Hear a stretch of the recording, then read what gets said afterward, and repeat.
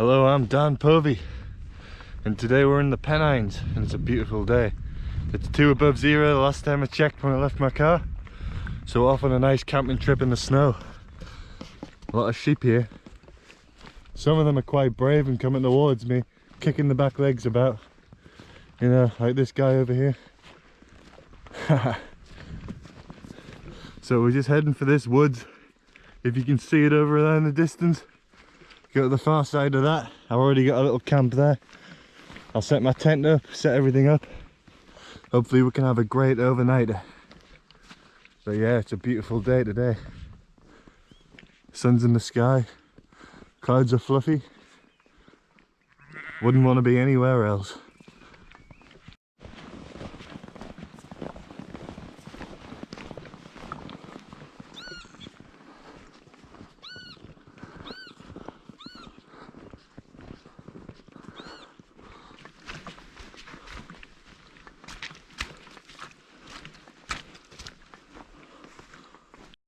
So I've managed to find my old camp here, and it's just the way we left it.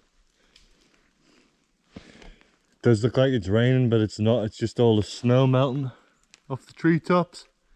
So hopefully that stops soon, which I don't think it will. I think we'll be melting for a while. Right, camp's all set up. Time to go gather some firewood. We're gonna start gathering some small stuff like this. Just these sort of things.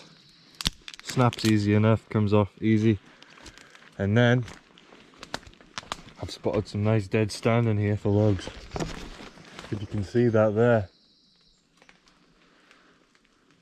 I'm just gonna chop that down and make that into logs.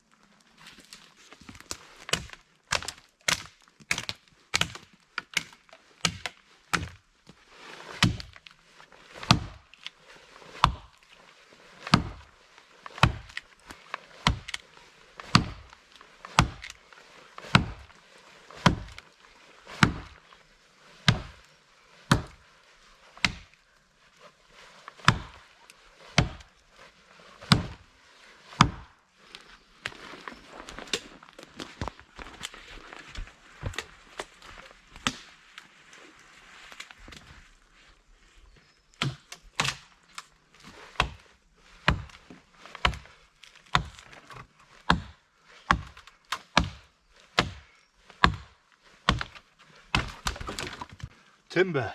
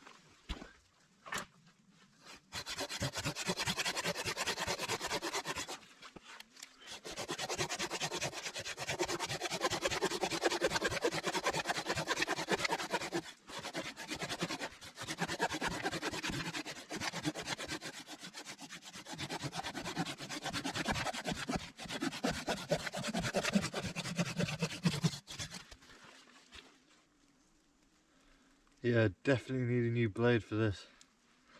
How old am I now?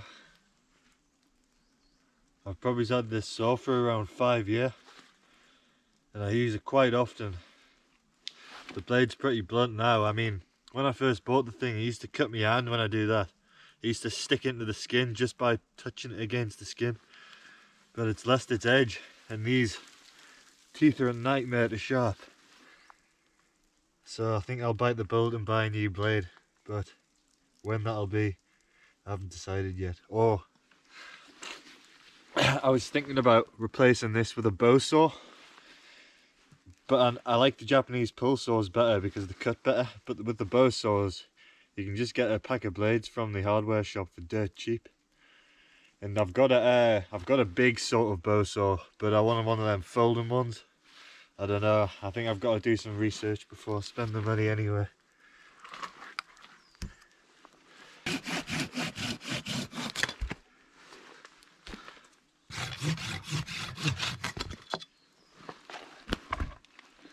So what I've done here as well as making a seat, I've made what you call an anvil. Now, I didn't know it was called an anvil until I read it in one of Dave Canterbury's books, I think it was Bushcraft 101 I read it in. And it's basically when you create some sort of platform on a fallen tree that you can work off. So, in this case, I'm using it as a sawing table, but in a moment I might be splitting some logs on it. So it's very useful because you kind of take for granted, depending on where you're from in the world. Obviously, I know a lot of my viewers are in America, and it can be a lot different in the rural parts of America and in the forests. But here in England, there tends to be a lot of, how do I say it? There tends to be a lot of humanity in the woods. There's a lot of stuff that you can see is man-made and caused by man. Just take this for instance. So I'm in a plantation woodland today. And basically, what that means is it's been planted for lumber. And as you can see here, half the forest has just been cut down. And my mate Keane, who you know from the channel, and Luke, they built a shelter over there. And it got took down because it's not their land and it's just wild camping. And you know, that's the risk you take when you're wild camping. And that's why I haven't gone all out on this shelter. I just packed the tent with me today. But when we get into the warmer summer months, I'll be doing some bivvying out. But I only got one chance to bivvy out last year, and that was when I camped out with Keane. That was really fun. But I'll definitely be doing a lot more this year. And anyway, what was I saying? Oh yeah. So when you get the tree stumps, then we take that for granted because there's tree stumps everywhere. There's one. Look, you can use that to split logs off. But that was made by a chainsaw, and if you don't have a chainsaw, or I don't know, two men with a big bow saw, then you're not really going to get a straight clean cut like that, and you would have to fell a tree as well. You would have to fell the tree first and then make the cut. It's just not really a plausible thing. So anyway, that's my anvil. It's not very sturdy, so I'm thinking about hammering some posts in, like I've done on that little seat there. Some sturdy, nice little sturdy posts like that, I think. But anyway guys, I'm just going to continue sawing this log. Right, time to light the fire. So I've built a little platform, put some sticks on top, and I can lift up that platform here. So what have I got with me today? I have flint and steel, which I don't think we'll use because we've got no char cloth or anything. I think we used a ferro rod today in this birch bark.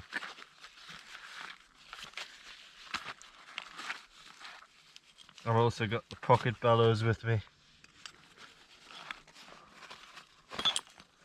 Right, put this back. There you go, there's a spark of it. As you can see, it's a lot harder than the ferro rod to use. I'll just rip a bit off here. There you go. Still got plenty. This is really good quality birch bark. I got it off a freshly downed tree, and it's really papery and really oily. I can feel how waxy it is. which is all the more better for us. I might only need about that much, but I'll make a little bit more just to make sure we get this fire going. So I'm going to lift this up here, put that little bit of birch bark under, just so it's got something to catch when I've got this. And I'm just going to get a dry piece of wood, put that birch bark on. So here's a bit of wood I took off the log. It's got a little spider's nest on it. That might be a good tinder as well, that spider's nest there. So I'll just put this birch bark on there and give it some strikes. You've seen this before, guys. I'm sure you've seen this before on my channel. There you go, it's lit.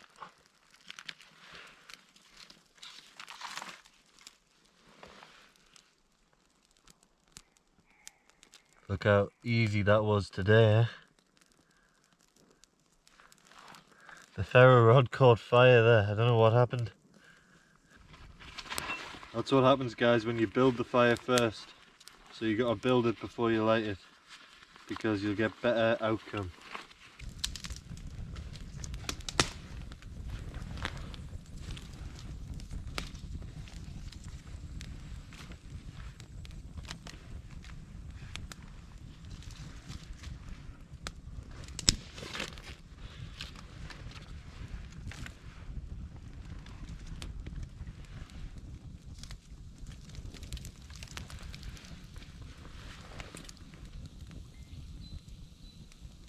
There you go.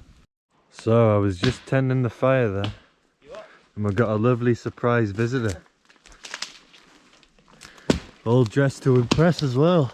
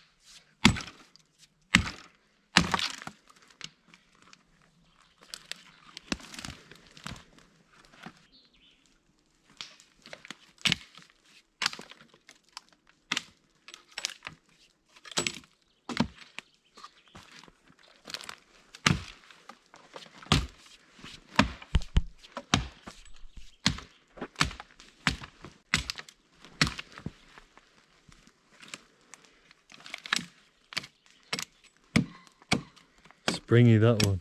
It is. That's why I stopped sawing. It's laying over on there. Yeah.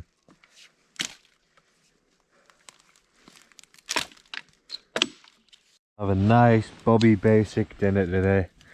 We've got a tin of Heinz, beans and sausages, and if I get more hungry, I've got rice pudding and spam there, and a can of lager as well. Don't usually drink lager, but I went to the corner shop today rather than the supermarket, and they didn't have any ale on, so I just grabbed that. But anyway, Heinz bean and sausages.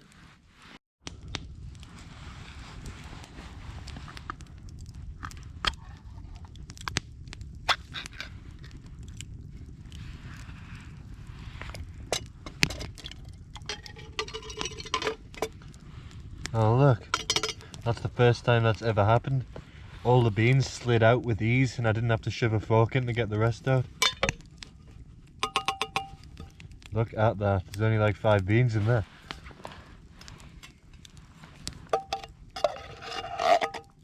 There you go. There's a bit of juice at the bottom left. I don't know whether that's a good thing or a bad thing. The beans don't seem as viscous as usual, a bit watery. Hopefully they'll thicken up when I get them on though. Anyway, only time will tell. Let's let that cook away. Let's get plenty of ash in there to add some flavour. We'll put some brown sauce in as well. So there's pros and cons to everything.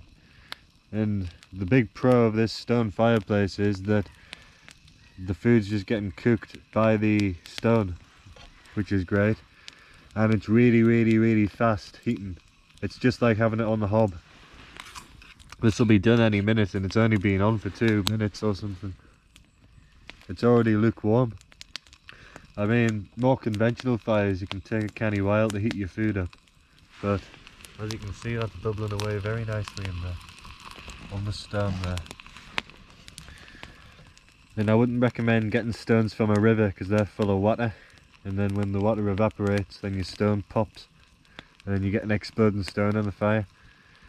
And I can remember an occasion when me and my dad were in an undisclosed location in Scotland, a very good campsite. It's by a loch, but I'm not going to tell you which loch. But anyway, we were camping, and then we found these slates in the loch because it was near a slate quarry. So what we did was we brought the slates up to the campsite. It wasn't too far, and then we sort of cooked on them. Cooked big steaks and mutton, I think, which was really nice, if I can remember right. And we put Argentinian rub on the steaks, and the mutton was already marinated in the jerk seasoning, I think, if I can remember correctly. And then we got them from that farm shop on the way past Carlisle. It's a great place to get your meat, but it's quite expensive. Good place for ale as well. So we dropped off by there, we got our meat, we went back up, we cooked the mutton and the steak up, and then basically the stone went bang, and it wasn't very good because we had like half and half pan, and it was unbalanced then, and it just wasn't the most practical thing. So what I'm trying to say is, if you're gonna get your stones, make sure they're dry for a stone fireplace like this.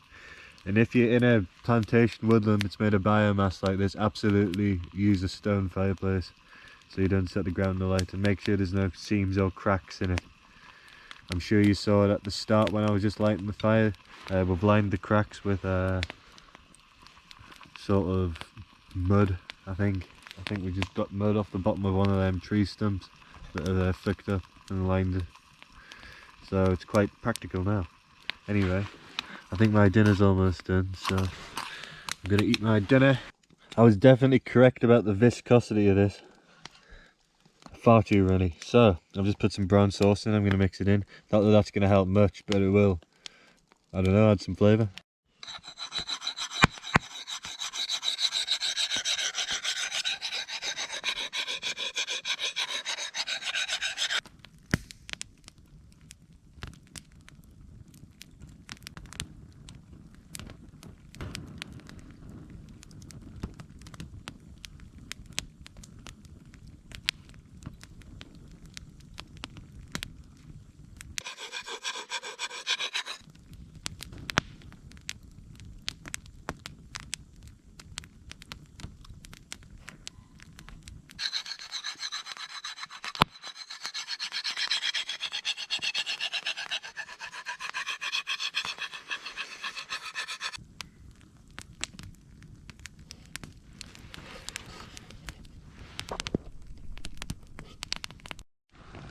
So it's rice pudding time, and I doubt you can even see that.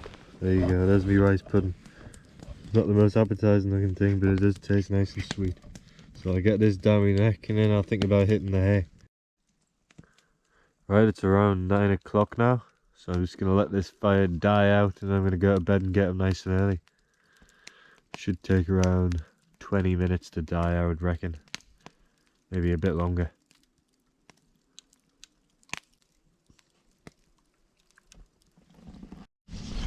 Right, it's time to head back now through the deep dark woods. I'll see you guys at the car park.